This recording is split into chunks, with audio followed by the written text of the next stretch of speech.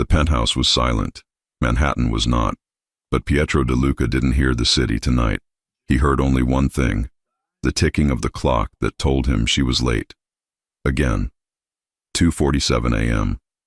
He stood in the dim light of his living room, white shirt unbuttoned at the top, sleeves rolled to his elbows, a glass of whiskey untouched in his hand. The skyline glowed against the floor-to-ceiling windows, but his eyes weren't on the view. They were locked on the elevator doors at the far end of the hall. He shouldn't have cared. He shouldn't have been awake. He shouldn't have been this tense over someone who worked for him. But Ivy Bennett wasn't just someone. She had a laugh that slipped under his skin, a way of looking at him like she wasn't afraid of him at all. A softness he hadn't felt in years. And last night, he had caught her talking with Mason Reed, his capo, his closest man, standing too close to her in the kitchen. Too comfortable, too easy. Pietro had watched for 5 seconds. It bothered him for hours. He took a breath, jaw tightening. She lived here. She worked here. She was safe because she was under his roof. But lately, she wasn't in his roof. Not at the hour she should be. He had been telling himself for weeks that it wasn't jealousy. Tonight he knew he had been lying. The elevator dinged. Pietro didn't move. He stayed in the shadow between the windows, watching as the door slid open. She stepped out. Ivy Bennett looked like a woman returning from a life he was never invited to. Coat half-buttoned, hair messy from the wind, high heels in her hand, cheeks flushed from cold or excitement. He couldn't tell which. Her eyes met his. She froze. "Crap," she whispered. He stepped out of the darkness slowly, voice deep and low. "Is this your idea of a time to come home?" Her breath caught. "Why are you standing there like a horror movie villain?" "You scared me." "I wasn't hiding," he said. "I was waiting." She blinked. Hard. "You were waiting for me?" "I asked you a question," Pietro replied, ignoring hers. "Do you call this an hour to walk into my house?" "My shift ended early," she said defensively. "I was out with friends. I have a life outside this penthouse, you know." He took a slow step toward her. She instinctively stepped back until her shoulder met the cold elevator frame. "Which friends?" he asked quietly.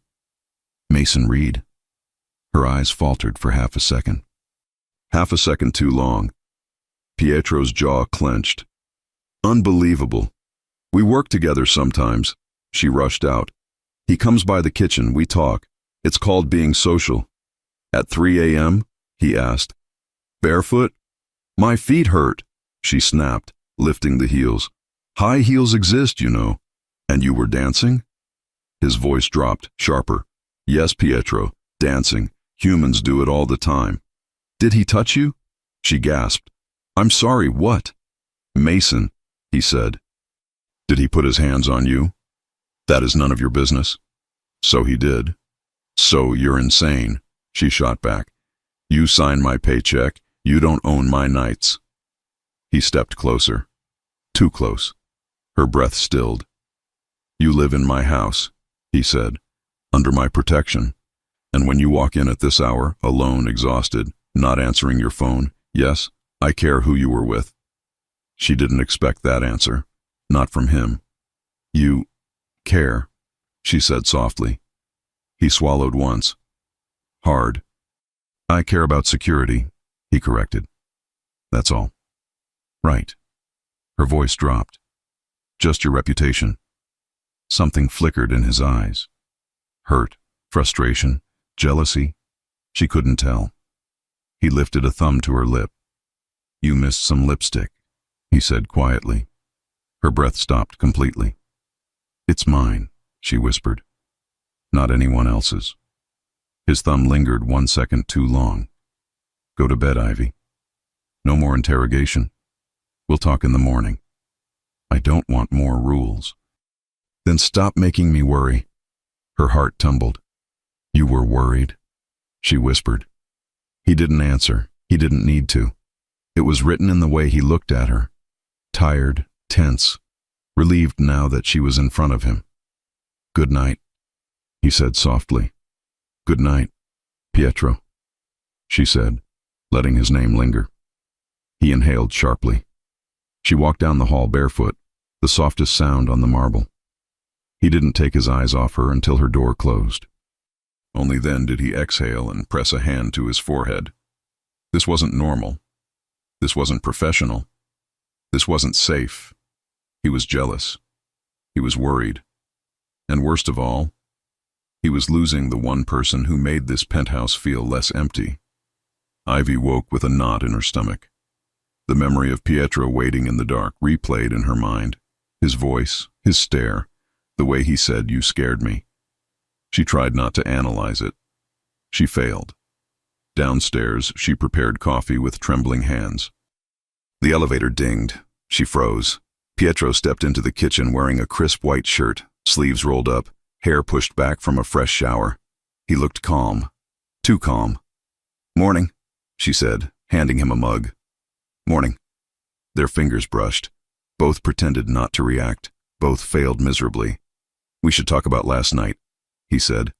"No," she said quickly. "I haven't had caffeine yet." He ignored that. "The rules stay." "Rules? I'm not 12.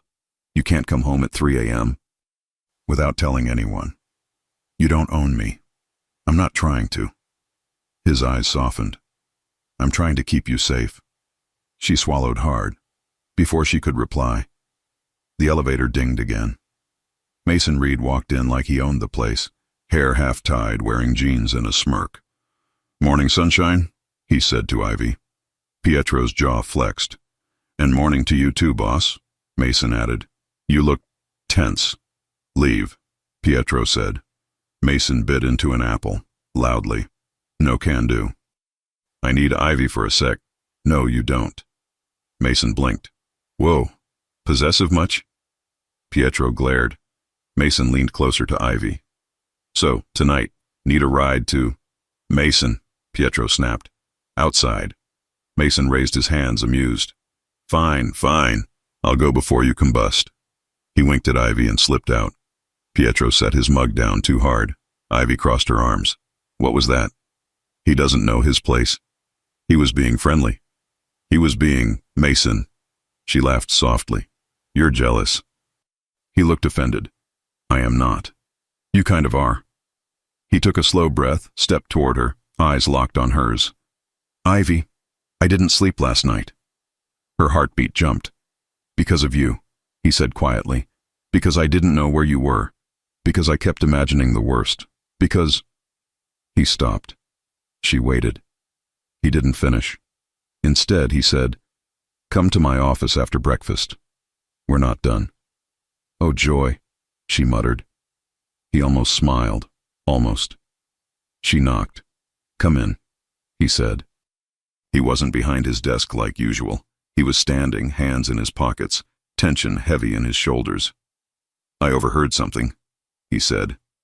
"You and Mason." She groaned. "We were arguing about pastries." "I doubt that." "Pietro, Mason and I are not a thing." "Are you sure he knows that?" She rolled her eyes. "Men don't flirt with me." "I do," he said before he could stop himself. Silence. He froze. She froze. He looked away quickly. "That's not what I meant." "Yes, it was," she whispered. Their eyes met. Something shifted. "Ivy," he said quietly, "tell me what you're hiding." She swallowed. "Tonight. I'll tell you everything tonight." He exhaled slowly, relief flickering across his face. "Good," he murmured. "Just don't make me wait too long." Her cheeks warmed. He stepped closer. Too close, lifting her chin gently. "And don't come home that late again," he whispered. "I can't. I don't want to worry like that." She stared at him, stunned by the honesty in his voice. "Why?" she asked. He didn't answer. Not with words, with his eyes, with the tension in his jaw, with the breath he didn't release until she stepped back. Will Ivy tell him the truth tonight? Why is Pietro losing control around her? And what is she hiding that could change everything between them? The rest of the morning felt off. Ivy moved around the penthouse doing her usual tasks, changing sheets, folding towels, wiping down counters, but nothing felt normal. Everywhere she turned, she saw last night. Pietro in the dark. Pietro saying you scared me. Pietro admitting he hadn't slept. Pietro slipping and saying I flirt with you. She replayed it all while smoothing pillowcases and organizing the fridge. Her heart was on a loop she couldn't pause. Tonight. I'll tell you everything tonight. She had promised that, and that promise sat heavy on her chest. From the hallway, she heard his voice a few times, low, steady, giving orders on the phone. He moved between his office and the living room, sometimes disappearing into his private study. She caught glimpses of him, but he didn't linger in the kitchen like usual. He was giving her space. That somehow made it worse. By late afternoon, she stood in the guest room, adjusting the clean duvet, when her phone buzzed in her back pocket. She checked it. Bakery manager. Reminder.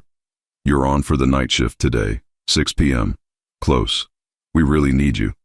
Her stomach tightened. Right. The bakery. She had completely forgotten. The night shift was the one that paid a little extra, the one that helped her keep up with the interest, the one she never wanted Pietro to know about.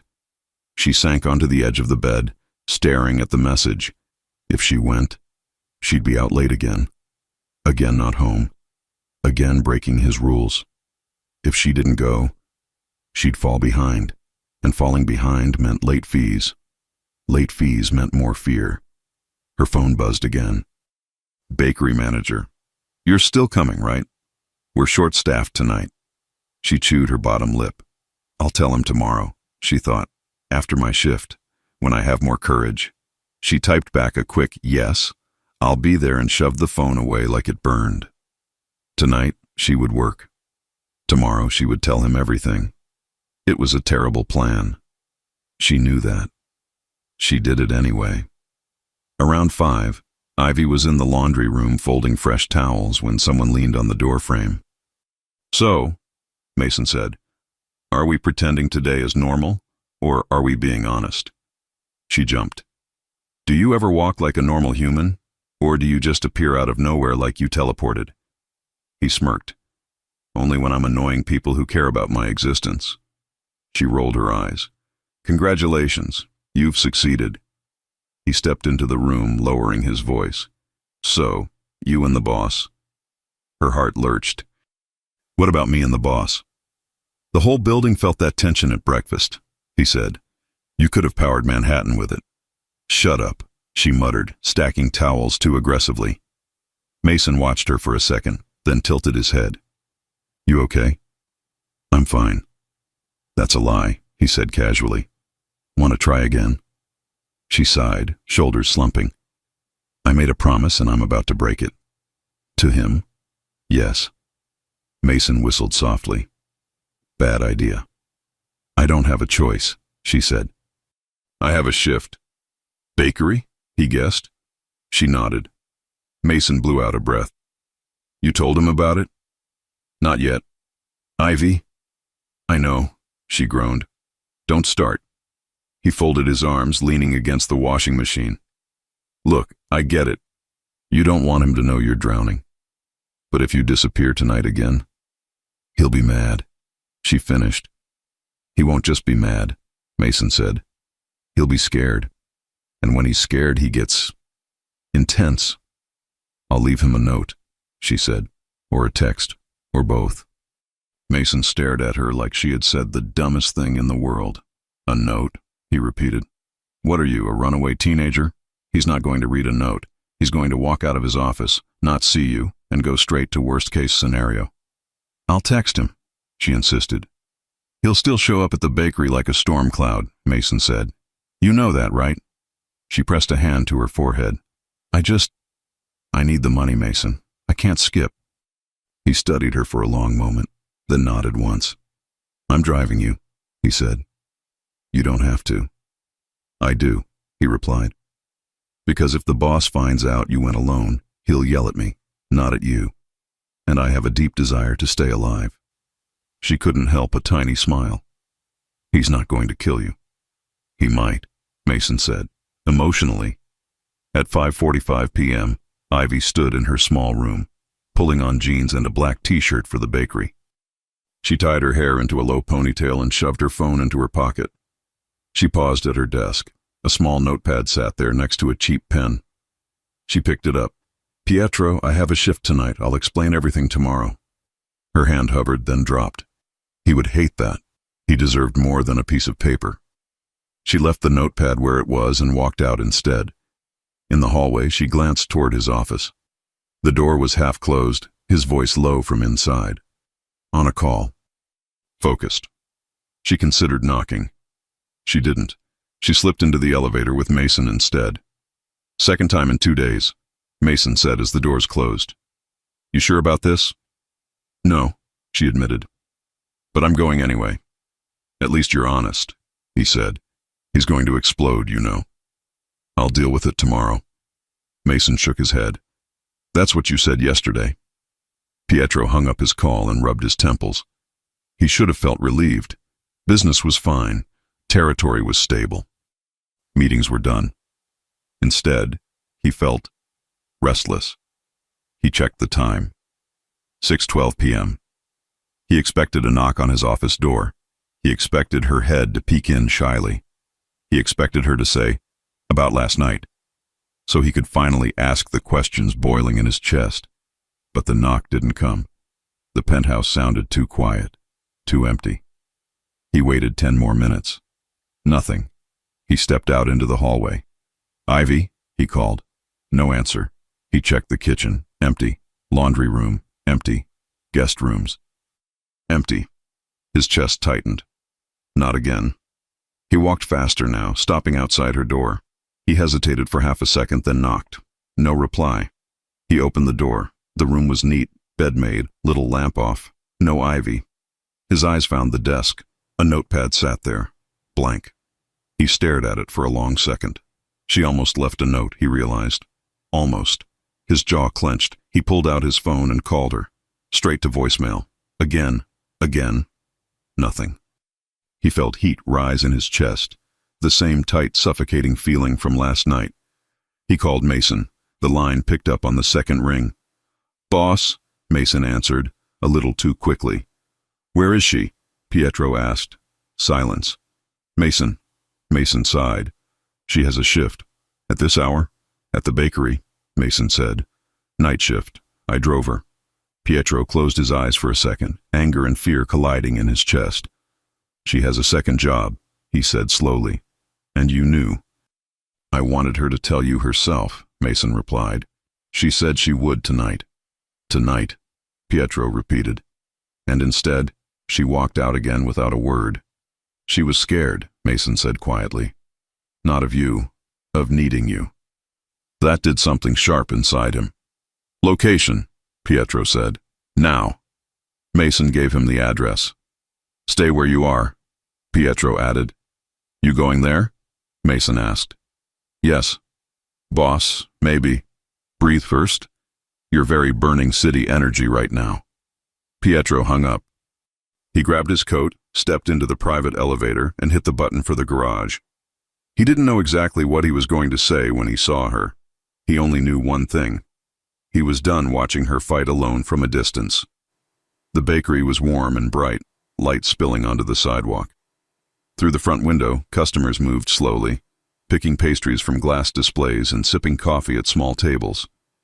Inside, Ivy tied her apron, hair pulled back, cheeks slightly pink from the heat of the ovens. She'd like it here, at least parts of it. Nobody cared who Pietro DeLuca was. Nobody expected her to be perfect. She was just the girl who refilled the croissants and smiled at customers. She handed a cinnamon roll to a teenage girl, rang up an older man's coffee, wiped the counter between orders. Her body worked. Her mind did not stop. "You promised him tonight." Her chest squeezed. Every time the bell over the door chimed, she flinched, expecting to see him. She didn't. Time dragged. 7 p.m., 8 p.m., 8:45 p.m. She glanced at the clock and winced. He had definitely noticed she was gone by now. Her phone was in her locker in the staff room, silent, out of reach. She told herself she'd deal with it tomorrow. It didn't feel like tomorrow was close enough. At 9:06 p.m., the doorbell chimed again. She turned, smile already on her face. It died instantly. Pietro stepped inside. Black coat, dark eyes, expression unreadable. He looked wildly out of place under the warm bakery lights, sharp edges in a soft room. Her heart stopped, then raced. "Oh no," she whispered under her breath. "No, no, no." He walked toward the counter slowly, each step deliberate. He didn't look around. He didn't glance at the menu boards. He only looked at her. "Ivy," he said quietly. She gripped the edge of the counter. Hi. "You're working?" he said. "Yes." "You left without telling me." Her cheeks burned. "You were on a call. I didn't want to interrupt. I was going to tell you tomorrow." "I waited," he said simply. She blinked. "For what?" He stared at her like he couldn't believe she was really asking. "For you." The words hit harder than they should have. "You said we'd talk tonight," he continued, "but instead of knocking on my office door, you slipped out of my house and came here, again." Her throat tightened. "I had a shift." "You're exhausted," he said. "You take care of my home all day and then come here at night. When do you rest?" "When I can," she muttered. "That's not an answer. It's the truth." A timer beeped somewhere behind her. Someone called her name from the kitchen. A line of customers started to form at the far end of the counter. "I have to work," she said, voice small. "We can't do this here." "We're not doing anything," he said. "You are working yourself into the ground." Her anger flared. "I'm trying to pay my bills." "That's all. You could have told me," he whispered. "I didn't want you to see me like this," she snapped. "Flour on my face, smelling like sugar, working 2 jobs because I can't breathe otherwise." "I see you every day," he said softly, "and not once have I thought less of you." Her chest ached. Behind her, someone called again, more urgent. "Ivy, orders." She swallowed. "I really have to finish my shift." He held her gaze for a long second. "I'll wait," he said. "You don't have to." "I will wait." She stared at him. "Why?" His voice dropped, almost gentle. "Because I'm not walking out and pretending I didn't see this, and because I'm not letting you walk home alone at midnight again." Her heart squeezed. "You can't keep saving me." "I'm not saving you," he said. "I'm staying. That's different." He stepped back, giving her space behind the counter. Then he turned, walked to an empty table in the corner, sat down, took off his coat, and simply stayed. No phone in his hand, no impatience, no tapping fingers. Just a man in an expensive black coat sitting in a tiny bakery, waiting for the woman who worked there like she was the only thing on his schedule. Every time she glanced up between customers, he was still there, watching her. Not in a controlling way, not in a cold way. In a way that said, "I'm not leaving you alone in this." Her chest hurt in a way that was almost too much. By the time the last customer left and the lights dimmed for closing, Ivy removed her apron with shaky hands. She stepped outside, heart pounding. He was by the door, coat on, hands in his pockets. Still there, still waiting.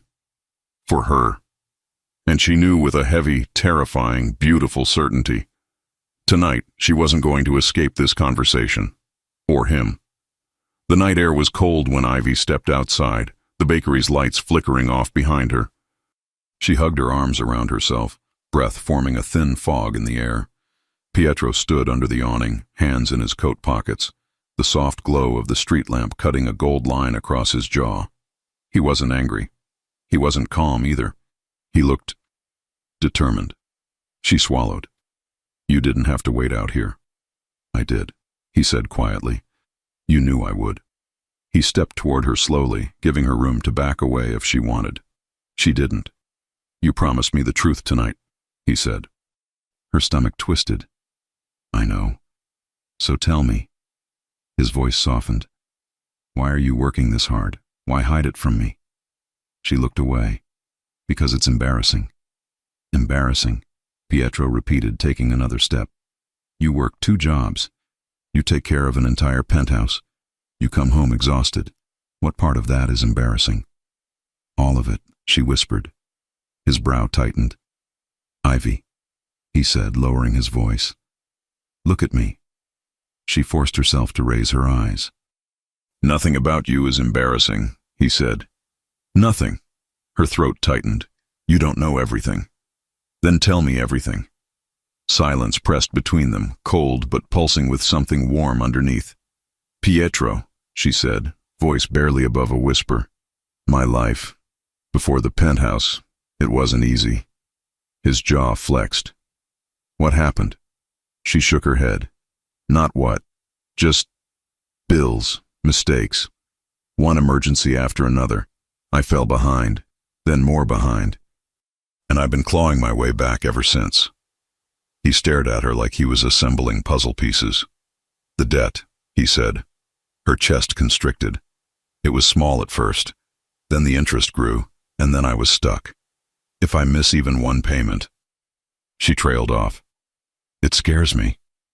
The words seemed to hit him physically. "You've been dealing with this alone," Pietro said. She nodded. "For months."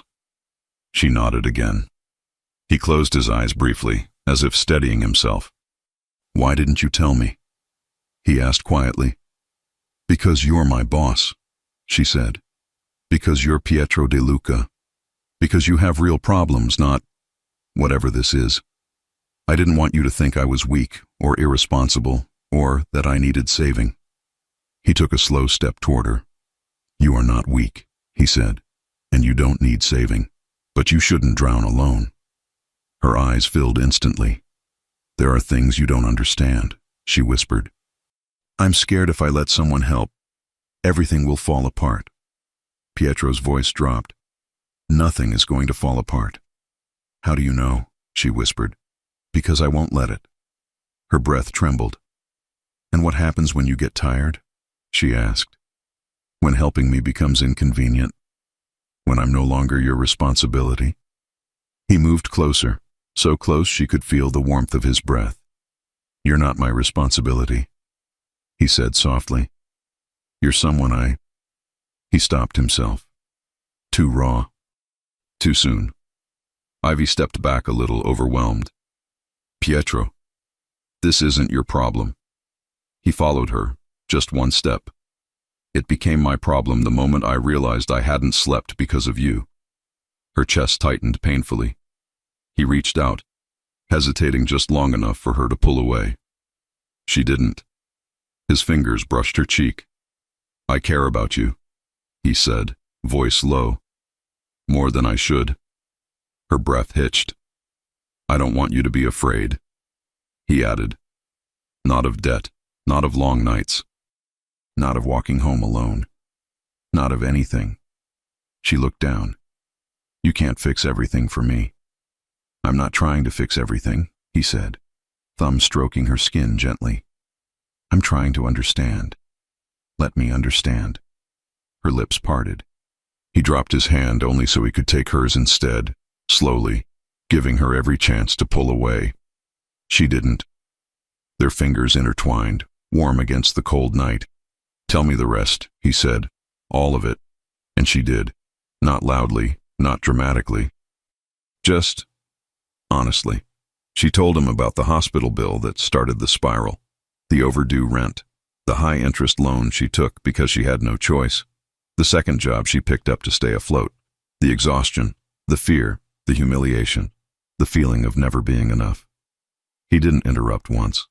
When she finished, she wiped her eyes with the back of her hand. "I didn't want you to see me like this," she whispered. "A mess, barely keeping it together." Pietro stepped closer again. "You want to know what I see?" he asked softly. Her breath trembled. "What?" "I see someone strong, someone who didn't give up, someone who works harder than anyone I've ever met." His thumb brushed her jaw again. "I see the woman I waited for at 3 a.m. because the thought of something happening to her made my chest feel like it was going to crack."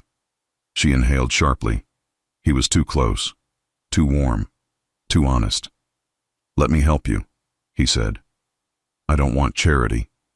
"It's not charity." "Then what is it?" she whispered. His voice dropped to something intimate and impossibly gentle. "It's care." Her eyes softened. "I don't know how to accept care." "Then I'll teach you." A shaky exhale slipped from her lips. Pietro. He swallowed, gaze lowering briefly to her mouth before returning to her eyes. You said you don't want me to think you're weak, he murmured, but you're the only person I've met in years who doesn't break when life pushes them. Her lashes fluttered. And you're afraid of needing someone, he continued. But I'm afraid of losing you. She froze. Those words hit deeper than anything else he'd said tonight. I'm not going anywhere, she whispered. He exhaled slowly, like he'd been holding that breath for hours. He reached up again, fingers sliding into her hair this time, slow and careful. Good, he murmured, because I'm not done with you. She felt something warm unfurl in her chest. You're not even close. A small, involuntary smile touched her lips. His eyes softened even more, dangerously, beautifully. He leaned in, just enough for his forehead to touch hers. Their breaths mingled. Tell me something, he whispered. What? When you came home last night, did you wish I had kissed you? Her heart nearly stopped. She didn't speak. She didn't need to. Her silence told him everything. He brushed the side of her face with his knuckles, slow, reverent. I thought about it all night, he admitted. About touching you, about pulling you close, about the look on your face when you said my name. Her knees weakened. Pietro, she whispered. I'm trying to go slow, he said, his breath warm against her cheek. I'm trying to do this right. She swallowed. Why? Because if I kiss you, he whispered, I won't want to stop. Her pulse pounded so hard it echoed in her ears. She closed her eyes, leaning into him. Then don't stop, she whispered, before she even realized she'd said it. He inhaled sharply, his control slipping, his hand tightening slightly in her hair. A car passed. A door slammed somewhere down the block. Reality snapped around them, and he stepped back. Just one step, but enough to make her breathe again. Not here, he said softly. Not like this. Not while your hands are still shaking. She looked down. They were. Come on, he murmured, gentler now. Let me take you home. She hesitated. Pietro, I told you. I'm not used to this. Used to what? To someone staying. He cupped her cheek again, slower this time. Get used to me, he whispered. Her breath caught. He didn't kiss her, not yet, but the promise hung in the air between them. Warm, electric, terrifying, perfect. He opened the car door for her, waited until she sat, then closed it gently. As he walked around to his side, Ivy pressed a hand to her chest, trying to calm her racing heart. Because she knew something now. Something undeniable. Pietro wasn't just breaking her walls. He was slipping inside them, and she wasn't sure she wanted him to stop. The car ride back to the penthouse was silent, not cold, not distant, just electrified. Every few seconds, Ivy felt Pietro's eyes flick toward her, like he was checking to make sure she was still there. Her own pulse hadn't calmed since the bakery. She kept replaying his words. If I kiss you, I won't want to stop. Her hands were still trembling slightly in her lap. She tried to hide it. She failed. Pietro noticed. He gripped the steering wheel tighter, jaw tense. When they finally reached the private elevator, he placed a hand gently on her lower back, guiding her inside, but careful, like she was something breakable, like she mattered. The doors slid shut, and suddenly, they were alone in a metal box with too much tension to breathe properly. Ivy looked straight ahead. Pietro didn't. He looked at her. Quietly, unapologetically. Your hands, he said softly. She swallowed. What about them? They're still shaking. She looked down. I'm just tired, she whispered. No. His voice dipped. This is not tired. She dared to glance at him. His eyes were warm, dark, focused entirely on her. You're nervous, he said. Maybe, she admitted. Because of me? Definitely because of you. Something flickered in his expression, like her honesty hit him somewhere he couldn't defend. He breathed in slowly, You don't have to be afraid of me." "I'm not afraid," she said quickly. "I'm overwhelmed." He stepped closer, not enough to touch, enough to feel. "I'm overwhelmed too," he said, voice low. "Every time you walk into a room." The elevator dinged. Ivy nearly jumped. Pietro didn't move at all. When the doors opened, the penthouse was dark, just soft pools of light glowing from the hallway lamps. He didn't lead her to the kitchen, or the living room, or his office. He led her upstairs. She followed without a word. Her heartbeat was wild. His footsteps were steady. At the top of the stairs, he stopped, turned to her, looked at her like she was the only thing he'd been trying not to want, and failing miserably. "Ivy," he said quietly, "before we go any further, I need to say something." She held her breath. "I don't want you confused about my intentions, not for a second, so hear me clearly." He stepped closer, slow, deliberate, overwhelming in the gentlest way. "I'm not drawn to you because you work for me," he said, "or because you live here, or because I feel responsible for you." Her pulse hammered. "I'm drawn to you," he continued softly, "because you are the one person who has made this house feel less empty. Because you look at me like I'm a man, not a name. Because every night, whether you come home at 10 or 3 in the morning, I wait." Her eyes stung. "I wait because I worry," he whispered, "and because I care, more than I should." Her throat tightened painfully. "Pietro," he held up a hand, not to stop her, but to steady himself. "I'm trying to be respectful," he said. "I'm trying to give you time to breathe. I'm trying to keep this controlled." She took one step closer. The control fractured. "I don't want you to control it," she whispered. He exhaled like her words physically broke something inside him. "You're making this very difficult," he murmured. She lifted her chin. "And you're making it very confusing." "How?" "You say you want me," she said softly, "but you keep stepping back." He stared at her for a long second. Then he took her hand. Not gently, not roughly, like a man who had reached the end of his patience with himself. He pulled her closer, close enough to feel his breath, close enough that her heart stumbled. "I step back," he whispered, "because once I start with you, I won't want to stop." Silence hung between them, thick and hot. She looked at his mouth. He saw it. His voice dropped to a whisper that felt like a touch. "Tell me you don't want this, Ivy."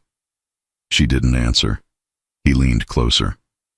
"Tell me to stop," he murmured. She didn't. His forehead touched hers. "Ivy," he breathed. Her hands slid up his chest, fingers curling into his shirt. "Don't stop," she whispered. That was all it took. His restraint snapped. He kissed her. Not cautiously. Not hesitantly. He kissed her like he had been holding himself back for months. His hand slid to her jaw, pulling her closer, angling her face exactly where he wanted it. Her fingers gripped the fabric over his heart, holding on as the world tilted. The kiss was slow at first. Warm, deep, savoring her like he'd been starving. Then she kissed him back, fully, hungrily, like she had been waiting just as long. A sound left his chest, low, impossible to hide, as his other hand slid to the small of her back, pulling her flush against him. She gasped softly into his mouth. He swallowed the sound. When they finally parted, both breathing unevenly, he rested his forehead against hers again. "I knew it," he whispered. "I knew one kiss wouldn't be enough." Her lips trembled. "Then kiss me again." He did, this one deeper, slower, almost reverent. Like he wanted to memorize the shape of her mouth, the way she sighed when his thumb brushed her cheek, the way her fingers traced his jaw like she wasn't sure he was real. When they separated again, she leaned into his touch, chest rising and falling too fast. His voice was barely a whisper. "I've wanted this for so long," he admitted. Her eyes softened. "Me too." He closed his eyes briefly, like those two words unraveled him. "Ivy," he murmured, opening them again. "I need to know something." "What?" "If I pull you into my arms right now, if I hold you tonight, Will you still be here in the morning? Her heart dropped straight into her feet. Yes, she whispered. I'll be here. He let out a breath that sounded like relief, real relief. His hand cupped her cheek again, thumb sweeping gently along her skin. Then come here, he whispered. She stepped forward. He wrapped his arms around her, slowly, carefully, like she was something he cherished, not something he claimed. Her head rested against his chest. His hand slid up her back. Their breathing synced. She had never felt so safe. He had never felt so undone. After a long moment, she looked up at him. What happens now? She asked softly. He brushed a kiss to her forehead. Now, he murmured. Now we stop pretending. A flush warmed her cheeks. And tomorrow? He smiled. Soft, unguarded, the kind of smile he rarely let anyone see. Tomorrow, he said, I'm taking you on an actual date. Her breath caught. A date? Yes. His fingers tucked a loose strand of her hair behind her ear. A real one, not a hallway, not after an argument. Dinner, just us. She felt her heart swell. And after dinner? She whispered without thinking. He laughed softly, low, warm, full of something intimate. After dinner, he murmured, thumb brushing her bottom lip. I plan to kiss you again, as many times as you let me. Her pulse jumped. And after that? His eyes darkened, not with danger, but with devotion. After that, he said softly, we figure out what it means for you to be mine, and for me to be yours. She couldn't breathe. He leaned in, kissing her once more, soft, slow, promising. Ivy, he whispered against her lips. Go get some sleep. Tomorrow I want you rested for me. She smiled, cheeks flushed. Good night, Pietro. He kissed her forehead like it was something he had always wanted to do. Good night, Ivy. She turned toward her room. He watched her until the door closed. And when she disappeared behind it, Pietro pressed a hand to his chest. Because he had just crossed the line he swore he never would. And he didn't regret a single second. Pietro woke before the sun. He wasn't sure he had slept at all. Every time he closed his eyes, he saw Ivy's face from the night before. Flushed, soft, warm against his hands. Her lips trembling after their kiss. Her voice whispering, I'll be here in the morning.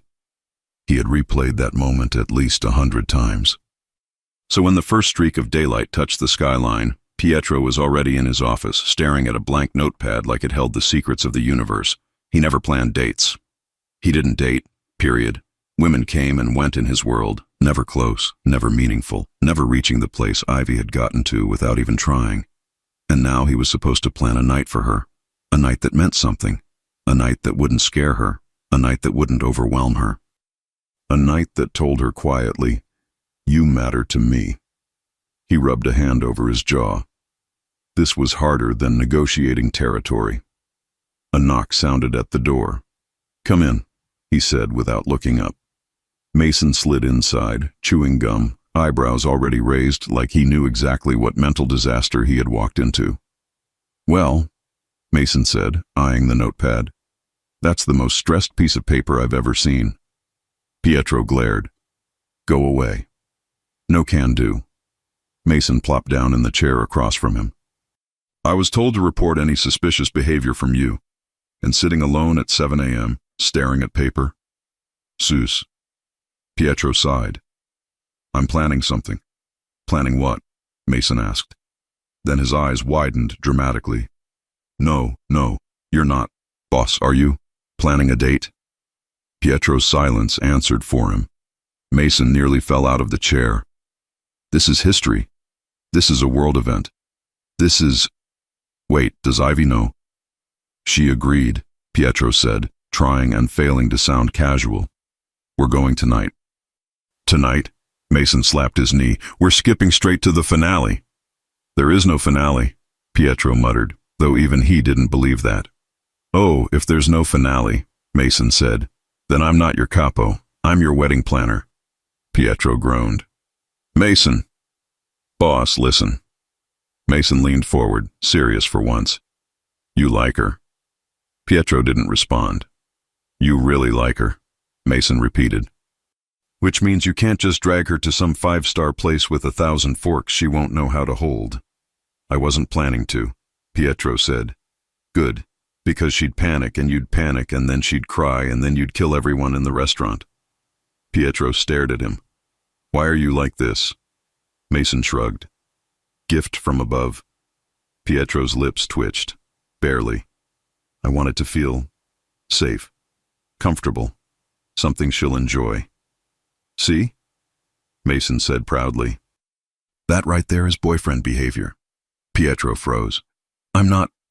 Boss? Mason held up a hand. You kissed her last night. You're planning a date. You're thinking about her smile like it's a stock you invest in. That's boyfriend behavior. Pietro looked away, jaw tightening. He didn't deny it. Because he couldn't. Mason smirked. So, here's what we do.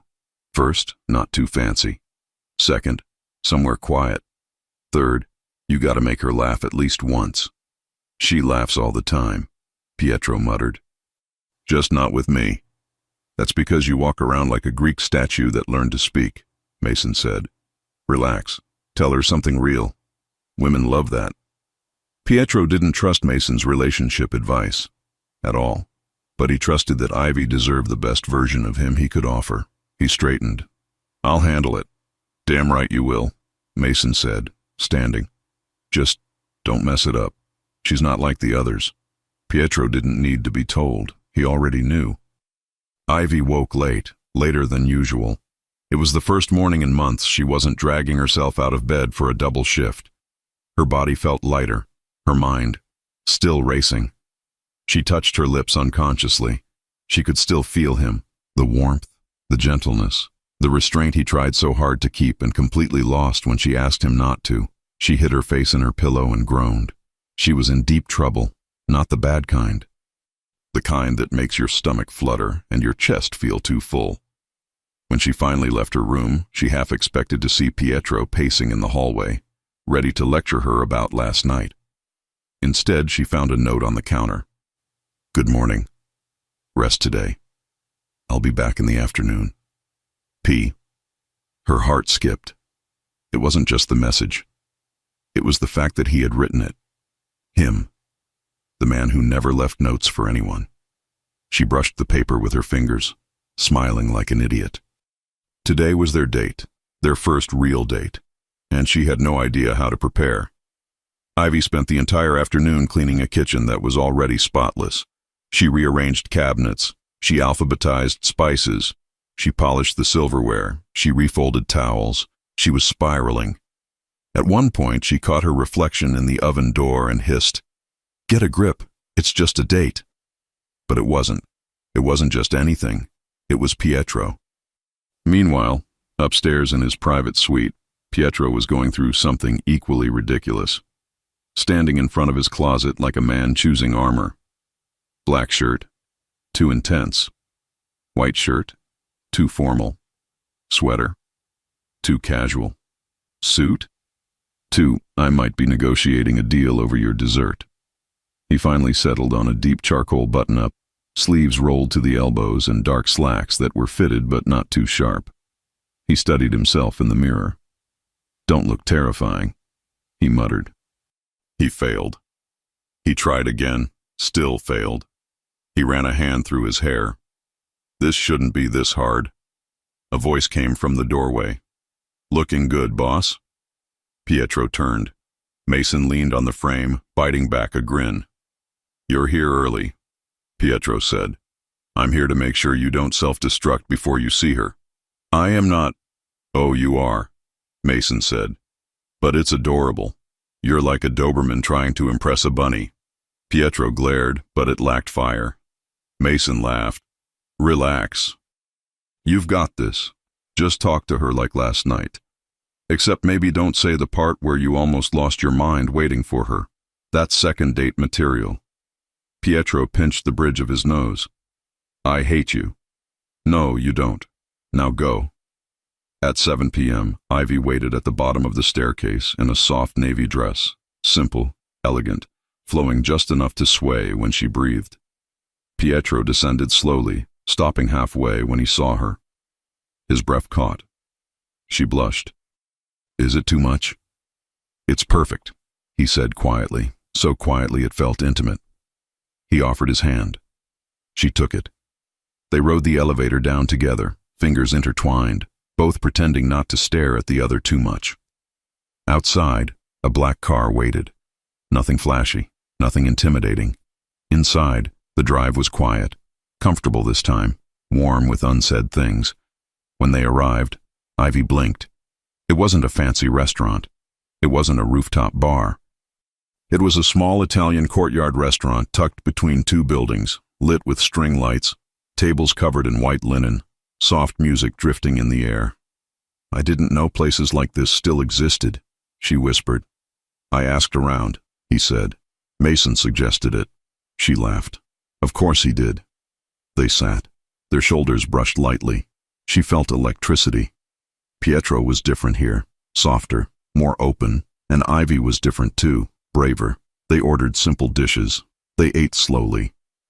They talked. About childhoods, books they loved, music they pretended not to like, her bakery stories, his secret dislike of expensive wine. She made him laugh. Actually laugh. It was rare and deep and beautiful. By dessert, she realized she hadn't stopped smiling for over an hour. At one point, she looked up and caught him staring, not at her face, at her smile. Her breath hitched. "What?" "You're glowing," he said simply. She covered her cheeks. "Stop." "No," he said. "I won't." The table suddenly felt very small. He reached across slowly, giving her time to pull away. She didn't. His fingers brushed hers, then slid into her hand, warm, steady, careful. They didn't speak for a long moment. They didn't need to. After dinner, Pietro didn't take her home immediately. He walked with her between the buildings, slow and calm, like he wanted to stretch the night as long as possible. At one point, Ivy stopped and leaned against a brick wall, looking up at the string lights above them. "They're pretty," she said. "Not as pretty as you," he replied before he could stop himself. She pressed a hand to her chest, breath catching. "Pietro." He stepped close. "How are you feeling?" he asked quietly. She looked up at him. Happy, nervous, safe, all at once. He swallowed. "Good. That's good." She tilted her head. "How are you feeling?" He hesitated. Then he stepped closer, one step, then another, until his hand could slide to her waist. Terrified, he whispered against her ear. She shivered. "Why?" "Because I want you," he murmured, "and I don't want to rush you, or overwhelm you, or make you think this is something casual." Her pulse raced. "It doesn't feel casual." His forehead touched hers. "Nothing about you is casual to me." She let out a trembling breath. Slowly, she lifted her hands to his chest. His eyes darkened, softened, burned. "Are you going to kiss me again?" she whispered. He nodded once. "If you want me to." She smiled. Small, shy, certain. "I do." He kissed her. Not like last night, hungry and desperate. This kiss was slow, deep, full of warmth and promise. His hand slid to her waist. Hers curled behind his neck. Their bodies fit naturally, too naturally. When they finally parted, both breathless, he stayed with his forehead against hers, breathing her in. "Come home with me," he whispered. "Not because you work there, because I want to end this night with you close to me." She nodded, cheeks pink. "Okay." He exhaled in relief. They walked back to the car hand in hand. But inside, Pietro's phone vibrated. One message, a message that made his expression change. Ivy noticed instantly. "Is something wrong?" He tucked the phone away. "We'll talk when we get home," he said. But something came up. Something about your debt. Her heart dropped. "What about it?" she whispered. His jaw tightened. It's not what you think. The car door opened. The night wasn't over, not even close. The ride back to the penthouse was different from the ride to the restaurant. Earlier, the air had been full of expectation, warmth, desire. Now, it was filled with uncertainty, not fear, but the kind of silence that comes when the heart knows something important is about to happen. Ivy looked at Pietro every now and then, trying to interpret his expression. He looked calm on the surface, but the tight jaw, the hand closed on his thigh, told another story. When they reached the garage, he turned off the engine and stayed still for a few seconds. "Ivy," he said finally, "before we go upstairs, there's something you need to know." She swallowed hard. "It's about my debt." He turned his face toward her. His look wasn't harsh. It was sad, and more honest than she had ever seen. "Yes," he said, "but not in the way you think." Her heart sped up. "What do you mean?" He took a deep breath, like a man about to confess something he had been carrying for far too long. "Come upstairs with me. I don't want to talk about this here." The door had barely closed behind them when Pietro walked to the large window. He leaned his hands on the ledge, head lowered, trying to organize his thoughts. Ivy stood there, frozen near the sofa, unsure if she should give him space or step closer. "Pietro," she called softly. "You're scaring me." He turned, walked toward her slowly, as if choosing each step.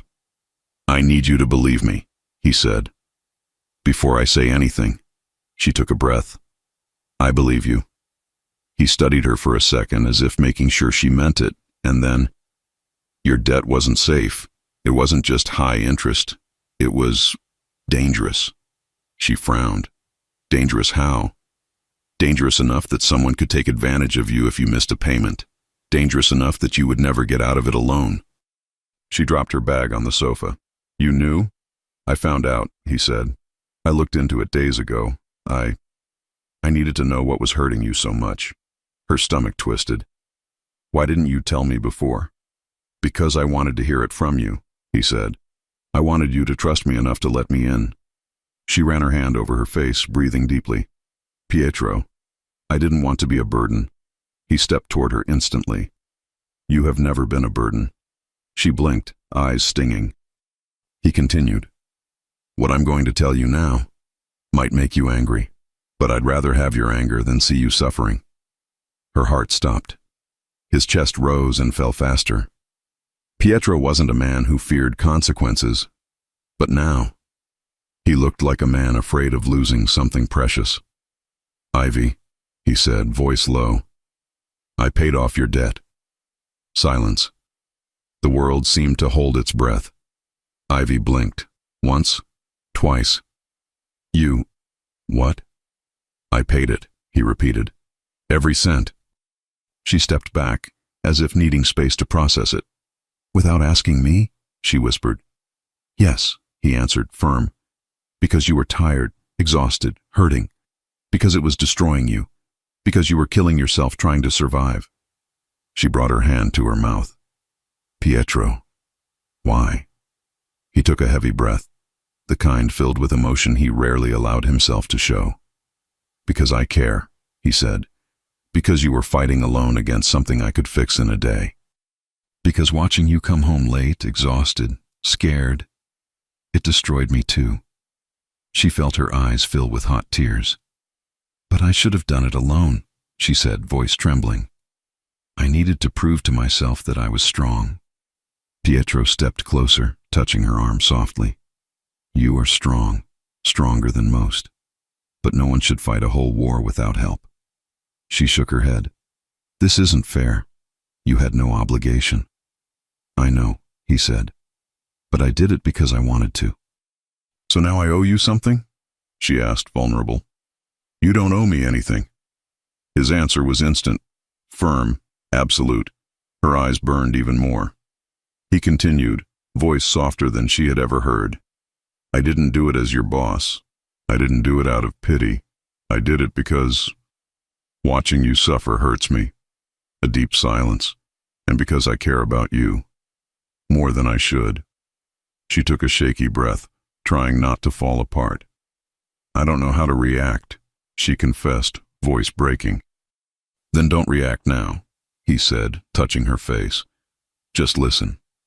She closed her eyes as his hand brushed her skin. I never wanted to scare you, he murmured. I just wanted to protect you.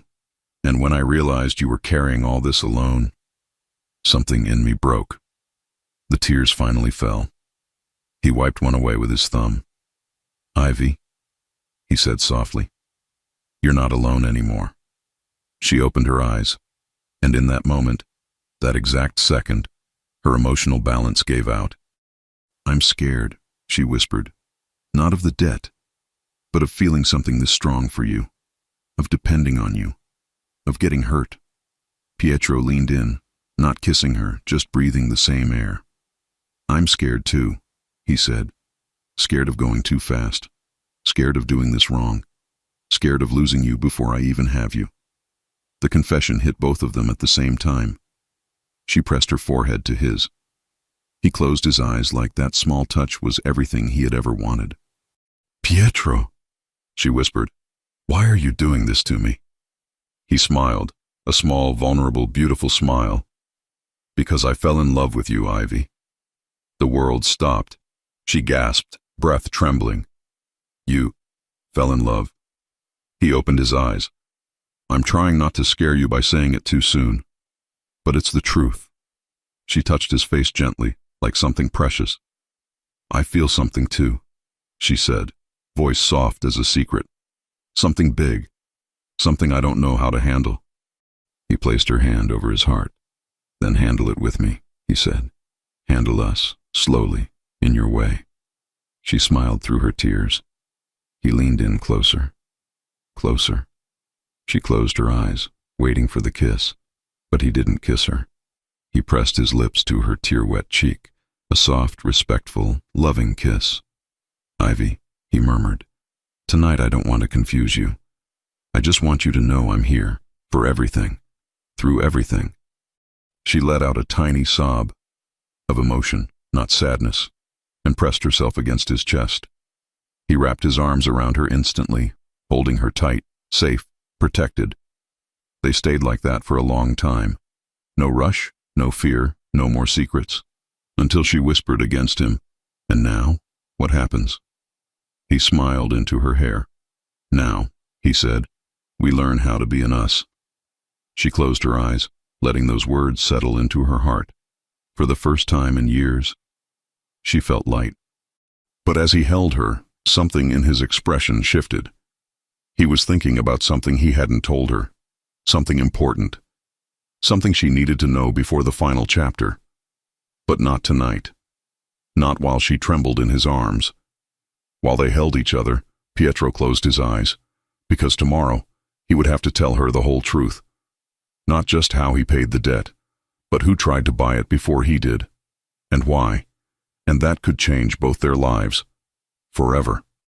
Ivy woke up before sunrise that morning, not because she was anxious, not because she was scared, but because, for the first time in a very long time, she woke up. Light. The room was quiet, the kind of comfortable silence that only exists when the soul finally finds rest. She spent a few seconds staring at the ceiling, remembering his words from the night before. Now we learn how to be an us. Her heart melted just thinking about it. When she got up, still in her pajamas, she opened the door quietly. And there he was, sitting on the floor, leaning against the wall, head tilted to the side, asleep.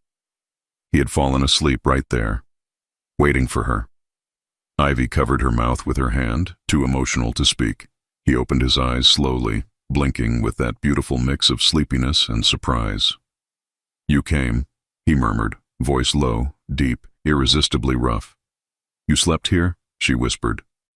I didn't know if you'd need me, he said, standing up, and I wanted to stay close. The gesture hit straight into her heart. Before she could answer, he stepped closer and touched her waist, gently, as if he didn't want to disturb the softness of that morning. Good morning, he said, with a small, sincere smile. She smiled back. Good morning. He insisted so much that she let him. Watching a Mafia boss clumsily making scrambled eggs, complaining about the stove while trying to be romantic at the same time, was almost comical. "I swear," she said, laughing, "it looks like you're fighting that egg." "I am," he replied, way too serious for someone holding a spatula. "It started first." She laughed so loudly he paused just to watch her, appreciating every second. "I like when you laugh like that," he said. She blushed. They ate together at the counter, him watching her more than the food, her pretending she didn't feel the warmth of his gaze. When they finished, he crossed his arms, his expression turning more serious. "There's something we still need to talk about." Her heart picked up speed. "It's about the debt?" she asked. "It's about who tried to buy it. Before I did." She swallowed hard. "Who?" He took a breath. "Someone who wasn't interested in money. Someone who was interested in you." Her brows pulled together. "Interested? How?" "He saw you in the building, saw you working, saw how kind you are. He thought he could manipulate you if he had power over your life." A chill ran through her, but Pietro immediately lifted his hand as if pulling the fear away. "Hey," he said, stepping closer. "Nothing happened. I bought it first. I didn't even let the process move forward." She exhaled in relief. "And he won't show up again," Pietro added. "I made that clear. You're not anyone's target." She touched his chest, right over where his heart beat strong. "Thank you," she whispered, "for everything." Pietro placed his hand over hers. "I didn't do it because you needed me to," he said. "I did it because I couldn't stand the thought of you getting hurt." The silence that followed was warm, deep, loaded with something that no longer needed hiding. "Pietro," she began, but he pulled her closer, like resisting was no longer possible. Their faces ended up inches apart. "What I'm about to say," he murmured, "I should have said before, long before." Her heart raced. He held her face with both hands. With so much tenderness her knees nearly gave out. "Ivy Bennett," he said slowly, "I want you in my life, not as an employee, not as someone I protect from a distance. I want you with me for real." Her breath caught. "I want you at my table in the morning, on my couch at night, on good days and bad ones. I want to build something with you. At your pace, your way, but I want it." Her eyes shone. "Pietro, I'm in love with you," he finished, this time without hesitation, without fear, without breaks. Completely. She felt the world warm around her. "I love you too," she said, and she had never spoken anything truer. The relief on his face was almost too beautiful to be real. He laughed, that rare, intimate laugh that belonged only to her.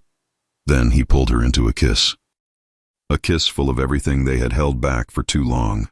Relief, desire, gratitude, hope, a beginning. It was slow, it was deep, it was final, in the best possible way. When they finally pulled apart, he rested his forehead on hers. "Then let me ask you something," he murmured. "Properly, the way I should have." He took both of her hands in his. "Ivy, will you be my girlfriend?" She laughed, a trembling, emotional, beautiful laugh. "I thought you'd never ask." "So is that a yes?" "It's a yes," she said without a single doubt. Pietro spun her in his arms and hugged her so tightly she laughed again. "My God," he murmured against her neck. "You just made me the happiest man in Manhattan." "The happiest in the world," she corrected, hugging him back. He smiled against her skin. "The happiest in the world." No exaggerated luxury, no tension, no orders, just affection. He made a point of walking beside her, listening, asking, learning how she liked to be cared for. And Ivy, for the first time in her life, learned what it felt like to be loved without needing to be strong all the time. They cooked together, watched movies, kissed in the kitchen while dinner burned, fell asleep tangled together, woke up smiling. It wasn't about glamour. It was about peace. It was about them. Weeks later, on a quiet Sunday night, they were curled up on the couch, Ivy with her head on his chest, Pietro stroking her hair in slow, gentle movements. Are you happy? He asked softly. She lifted her face to meet his eyes. She teased, pretending to think. Dating a gorgeous, strong, intelligent man who cooks terribly but tries. He raised a brow. I cook terribly, not badly. She laughed. Yes, terribly. He tilted her chin with his finger, playful. Want to know something I do very well? What? He kissed her, long, warm, full of love. When they separated, she whispered, That you do very well. He smiled, almost shy. Then he said, I want you to stay with me. Here, in this house, in this life. She smiled against his chest. I'm already here, she said. And I'm not going anywhere. He took a deep breath as if those words were the final piece he had been waiting for. And then he fully relaxed. Right there, on that couch, in that embrace, on that quiet night, two lives that once felt so distant finally became one. With affection, with softness, with love. And when she fell asleep on his chest, Pietro held her tighter and murmured, You're my home. The next morning, before breakfast, before worries, Ivy found a note on the kitchen counter, handwritten, his handwriting, curved, beautiful, unexpectedly romantic. Good morning, my girl. I just wanted you to wake up knowing that I love you. Pietro. She smiled so wide she had to hold her heart. Because that day, and every day from then on, she knew. She would never be alone again, and he would never live without her. Before you go, I'd love to ask you for a small favor. If you enjoyed this story, please subscribe to the channel. It helps me more than you can imagine and keeps these videos coming. The link is right below the video, and if you're watching on TV, just point your phone's camera at the QR code on your screen. With this simple gesture, you support a creator like me in the most powerful way. Thank you so much, and may God bless you.